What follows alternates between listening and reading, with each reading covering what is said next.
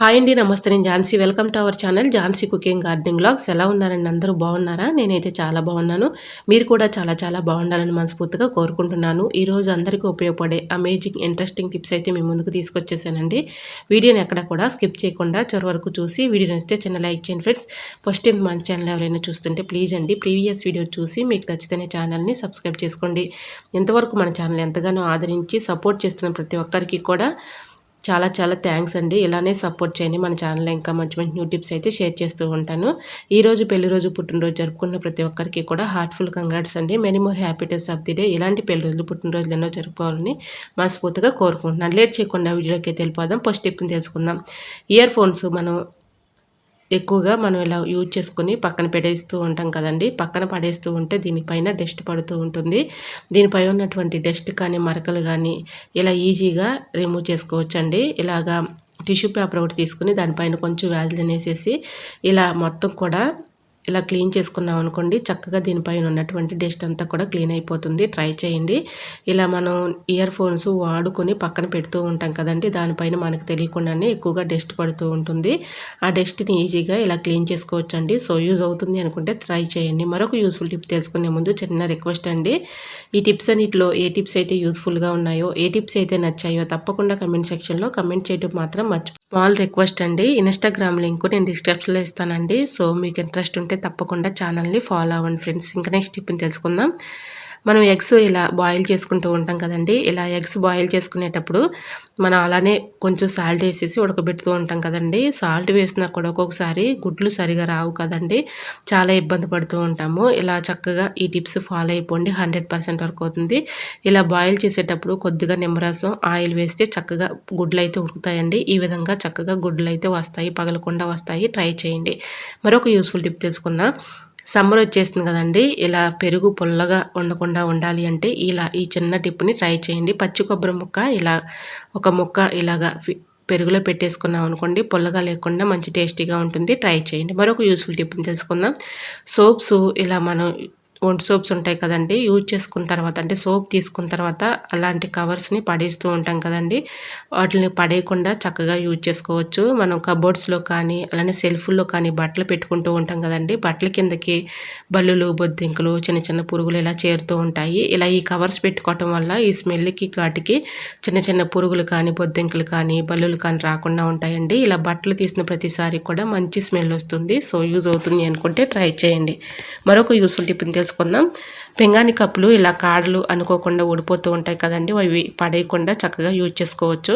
ఇలా పింగాణి కప్పు నిండా వాటర్ పోసేసుకొని ఇంట్లో మనం మనీ ప్లాంట్ని పెంచుకుంటూ ఉంటాం కదండి, మనీ ప్లాంట్ కొమ్మని ఈ విధంగా పెట్టేసుకున్నాం అనుకోండి, మనం ఫ్రిడ్జ్ మీద పెట్టుకున్న విండోస్ దగ్గర పెట్టుకున్న అలానే సెల్ఫ్లో పెట్టుకున్న చూడటానికి చాలా బ్యూటిఫుల్గా ఉంటుందండి. 2 డేస్కి 3 డేస్కి వాటర్ మార్చుకుంటూ ఉంటే సరిపోతుంది. సో యూజ్ అవుతుంది అనుకుంటే ట్రై చేయండి. మరొక యూస్ఫుల్ టిప్ని తెలుసుకుందాం. సోప్ బాక్సులు ఇలాంటివి కూడా చక్కగా పడేయకుండా యూజ్ చేసుకోవచ్చు. ఇలాంటి సోప్ బాక్సులని తీసుకొని ఇలా న్యాప్కిన్ మనం వాష్ చేసేసిన తర్వాత ఒక చోట పెడుతూ ఉంటాం కదండి, ఇలా సోప్ బాక్స్లో పెట్టేసి ఒక చోట పెట్టుకున్నాం అనుకోండి, అవసరానికి తీసుకుని యూజ్ చేసుకోవచ్చు. ఇలా న్యాప్కిన్ తీసుకున్న ప్రతిసారి కూడా మంచి స్మెల్ వస్తుంది. సో యూజ్ అవుతుంది అనుకుంటే ట్రై చేయండి. మరొక యూస్ఫుల్ టిప్ తెలుసుకునే ముందు చిన్న రిక్వెస్ట్ అండి. ఫస్ట్ టైం మన ఛానల్ ఎవరైనా చూస్తుంటే ప్లీజ్ అండి ప్రీవియస్ వీడియో చూసి మీకు నచ్చితేనే ఛానల్ని సబ్స్క్రైబ్ చేసుకోండి. జ్యూస్ బాటిల్స్ మన ఇంట్లో ఉంటూ ఉంటాయి కదండి, ఒక బాటిల్ని తీసుకొని నేను ఈ విధంగా కట్ చేసుకున్నానండి. ఇలా కింద పార్ట్లో రాళ్ళు ఉప్పు ఉంటుంది కదండి, రాళ్ళు ఉప్పు ఒక గుప్పుడు తీసుకొని దానిలో వేసేసుకొని కొంచెం కంఫర్ట్ వేసేసి దానిపైన లవంగాలు అక్కడొకటి కూర్చోనండి. ఇలా పై పార్ట్ని ఇలా అమర్చుకున్నానండి.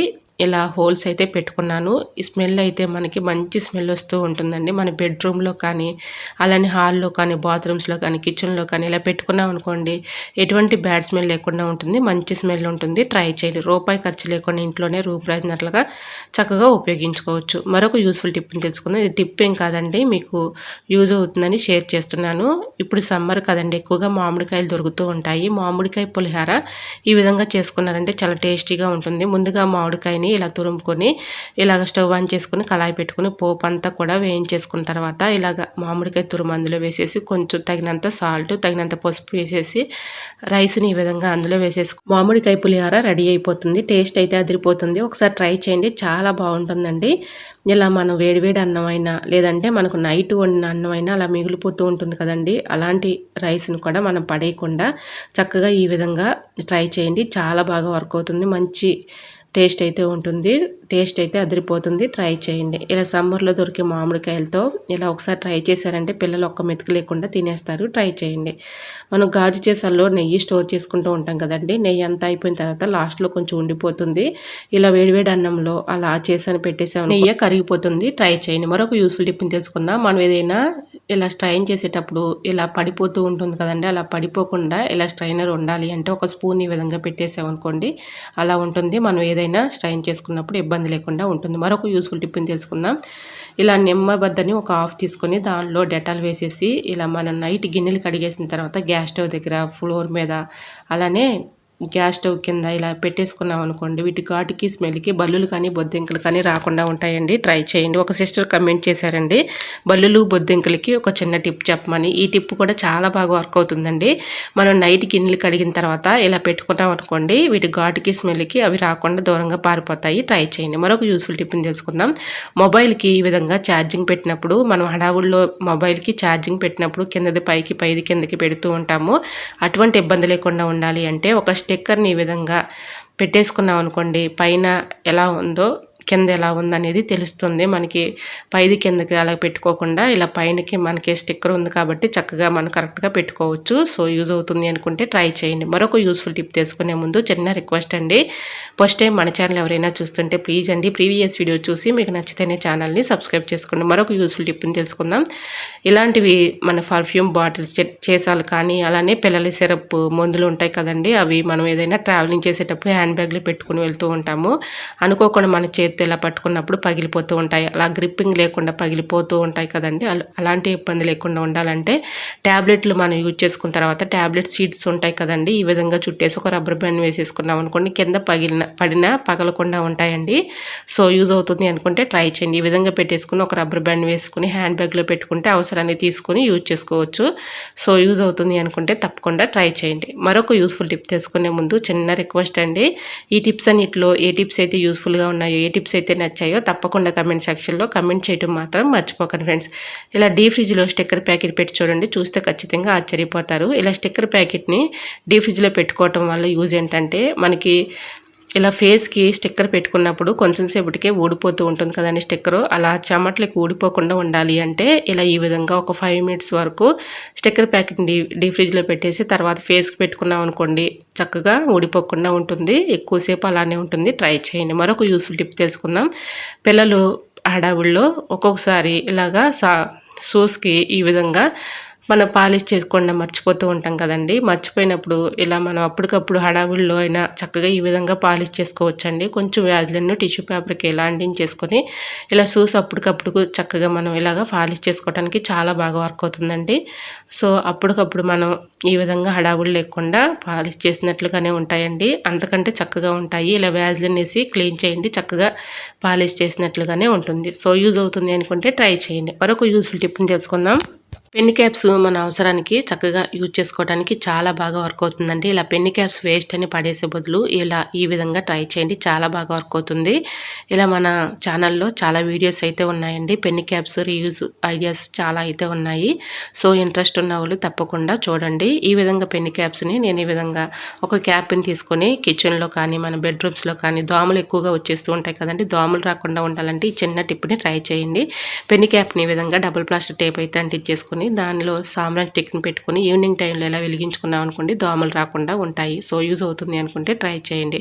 మరొక యూస్ఫుల్ టిప్ని తెలుసుకుందాం. లెమన్ 1-2 కాయలు మనం ఇలా చేతితో పిండినప్పుడు ఒక్కోసారి సీడ్స్ ఇలా దానిలో పడిపోతూ ఉంటాయి కదండి, గింజలు దానిలో పడినప్పుడు మళ్ళీ చేతితో తీసుకునే అవసరం లేకుండా ఈ విధంగా హోల్స్ ఉన్న గెరిట్లో ఇలా లెమన్ని రసం తీసుకున్నాం అనుకోండి మనకి గింజలు సపరేట్ అయిపోతాయి, రసం కూడా కిందకు దిగుతుంది. సో యూజ్ అవుతుంది అనుకుంటే ట్రై చేయండి. మరొక యూస్ఫుల్ టిప్ తెలుసుకునే ముందు చిన్న రిక్వెస్ట్ అండి, ఈ టిప్స్ మీకు నచ్చితే తప్పకుండా లైక్ చేయడం మాత్రం మర్చిపోకండి ఫ్రెండ్స్. మీరు ఇచ్చే చిన్న లైక్నెస్ సపోర్టింగ్గా ఉంటుంది, మరికొంతమందికి రీచ్ అవుతుంది. కాబట్టి ప్లీజ్ అండి చిన్న లైక్ ఇవ్వడం మాత్రం మర్చిపోకండి ఫ్రెండ్స్. ఫస్ట్ టైం మన ఛానల్ ఎవరైనా చూస్తుంటే ప్లీజ్ అండి ప్రీవియస్ వీడియో చూసి మీకు నచ్చితేనే ఛానల్ని సబ్స్క్రైబ్ చేసుకోండి. మన ఛానల్ని ఎంతగానో సపోర్ట్ చేస్తున్న ప్రతి ఒక్కరికి కూడా చాలా చాలా థ్యాంక్స్ అండి. ఇలానే సపోర్ట్ చేయండి. మన ఛానల్లో ఇంకా మంచి మంచి న్యూ టిప్స్ షేర్ చేస్తూ ఉంటాను. ఇంకా ల్యాప్టాప్ ఇక్కడ కీబోర్డ్ ఉంటుంది కదండి, కీబోర్డ్ మనం చేతులతో అయితే క్లీన్ చేయలేం కదండి. ఇలా పెయింటింగ్ బ్రష్ ఉంటుంది కదండి మనకి ఓల్డ్ది, అదైనా చక్కగా పనిచేస్తుంది. ఈ విధంగా మనం ఇలా ఈ బ్రష్ పెట్టి చక్కగా కీబోర్డ్ని అయితే క్లీన్ చేసుకోవచ్చు. డస్ట్ అంతా కూడా క్లీన్ అయిపోతుంది. ట్రై చేయండి. మరొక యూస్ఫుల్ టిప్ని తెలుసుకుందాం. మినపగుళ్ళు ఇలాగా డబ్బాలో స్టోర్ చేసుకున్నప్పుడు పురుగు పట్టి ఒక్కోసారి అంటే స్టోర్ ఉండి పాడైపోతూ ఉంటాయి కదండి. అలా పాడవకుండా ఉండాలి అంటే ఇలా ఎల్లుల్లిపాయల్ని మినపగుళ్ళలో పెట్టేసామనుకోండి పాడవకుండా ఎక్కువ రోజులు స్టోర్ ఉంటాయండి. ట్రై చేయండి. మరొక యూస్ఫుల్ టిప్ని తెలుసుకుందాం. ఈ టిప్ని తెలుసుకునే ముందు చిన్న రిక్వెస్ట్ అండి, ఇన్స్టాగ్రామ్ లింక్ నేను డిస్క్రిప్షన్లో ఇస్తానండి. తప్పకుండా ఛానల్ని ఫాలో అవ్వండి. వీడియోస్ నచ్చితే తప్పకుండా మీ ఫ్రెండ్స్ అండ్ రిలేటివ్స్కి షేర్ చేయండి. ఇంకా నెక్స్ట్ టిప్ని తెలుసుకుందాం. ఒక్కోసారి అనుకోకుండా మనం రైసు స్టవ్ మీద పెట్టి మర్చిపోతూ ఉంటాం కదండి, అది అడుగంటూ పోయి మాడిపోతూ ఉంటుంది. అలా మాడ్ స్మెల్ లేకుండా రైస్ ఉండాలి అంటే ఇలా ఆనియన్స్ని అక్కడొకటి ఇలా పెట్టేసుకున్నాం అనుకోండి రైస్లో, మాడ్ స్మెల్ అంతా కూడా ఇలా ఆనియన్స్ పీల్చుకుంటుంది. మనం ఎటువంటి ఇబ్బంది లేకుండా ఎటువంటి స్మెల్ లేకుండా ఉంటుంది. కాబట్టి రైస్ చక్కగా తినడానికి ఎటువంటి ఇబ్బంది లేకుండా ఉంటుంది. ట్రై చేయండి. సో తప్పకుండా ట్రై చేయండి. ఈ టిప్ చాలా బాగా యూజ్ అవుతుందండి. మనం అనుకోకుండా ఒక్కోసారి స్టవ్ మీద పెట్టినప్పుడు మాడిపోతూ ఉంటుంది కదండి, అలా ఉన్నప్పుడు ఈ టిప్ని ట్రై చేయండి. మరొక యూస్ఫుల్ టిప్ని తెలుసుకుందాం. స్టీల్ డబ్బాలు కానీ స్టీల్ బాక్సులు కానీ ఇలాగా మూతలు లూజ్గా ఉండి చాలా ఇబ్బంది పెట్టేస్తూ ఉంటాయి కదండి. అంటే మనం అందులో ఏదైనా సరుకులు స్టోర్ చేసుకున్నాం అనుకోండి, లూజ్గా ఉండి చీమలు పట్టి అందులో స్టోర్ చేసుకున్నా కూడా సరుకులు పాడైపోతూ ఉంటాయి. అటువంటి ఇబ్బంది లేకుండా ఉండాలంటే స్టీల్ బాక్స్ కానీ స్టీల్ డబ్బాలు కానీ మూతలు లూజ్గా ఉన్నాయనుకోండి, ఈ విధంగా ప్లాస్టర్ వేసేసి ఎగస్ట్రా ఉన్నటువంటి ప్లాస్టర్ని ఈ విధంగా లోపలికి ఫోల్డింగ్ చేసేసి ఏదైనా సరుకులు పోసుకున్నాం అనుకోండి, మనకి మూత టైట్గా ఉంటుంది. సో యూజ్ అవుతుంది అనుకుంటే ట్రై చేయండి. ఈ విధంగా మూత పెట్టేసాం అనుకోండి, ఇప్పుడు చూడండి మీకు లైవ్లోనే చూపిస్తున్నాను ఎంత గట్టిగా ఉందో, టైట్గా ఉంటుంది మూతలు లూజ్గా ఉన్నప్పుడు. ఈ టిప్ని ట్రై చేయండి, చాలా బాగా వర్క్ అవుతుంది.